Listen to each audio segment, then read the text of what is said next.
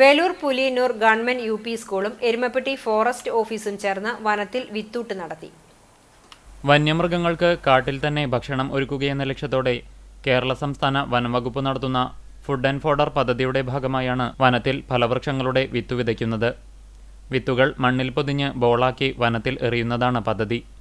സ്കൂളിലെ സഞ്ജീവനി ഇക്കോ ക്ലബിലെ വിദ്യാർത്ഥികളാണ് വിത്തുബോളുകൾ ഉണ്ടാക്കിയത്.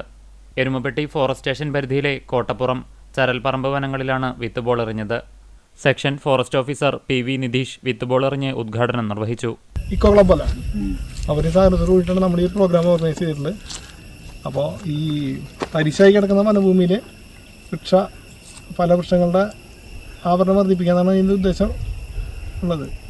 പക്ഷേ ഈ വന്യമൃഗങ്ങൾക്ക് ഭക്ഷണം കിട്ടാത്തൊരവസ്ഥ വരരുത്. അവർക്ക് ഫലവൃക്ഷങ്ങൾ വെച്ച് പിടിപ്പിക്കാണ്ട് ഫലങ്ങൾ കിട്ടുക, അതുപോലെ ഭക്ഷണം കിട്ടുക എന്നുള്ളൊരു ഉദ്ദേശം. School PTA president KR Asha അധ്യക്ഷയായി. ബീറ്റ് ഫോറസ്റ്റ് ഓഫീസർമാരായ MS Sreejisha, Raijo Joy, PM Kunjumon, KV Dhanesh, school MPTA vice president Tessy Thomson, staff പ്രതിനിധി റെന്നി പുലിയന്നൂർ, അധ്യാപകരായ KC രാജലക്ഷ്മി, ജസിൻ വർഗീസ്, ND സിമി എന്നിവർ പങ്കെടുത്തു. കൂടുതൽ വിത്തുബോളുകൾ ഉണ്ടാക്കിയ വിദ്യാർത്ഥികൾക്ക് ഫോറസ്റ്റ് ഉദ്യോഗസ്ഥർ സമ്മാനങ്ങൾ നൽകി പ്രോത്സാഹിപ്പിച്ചു.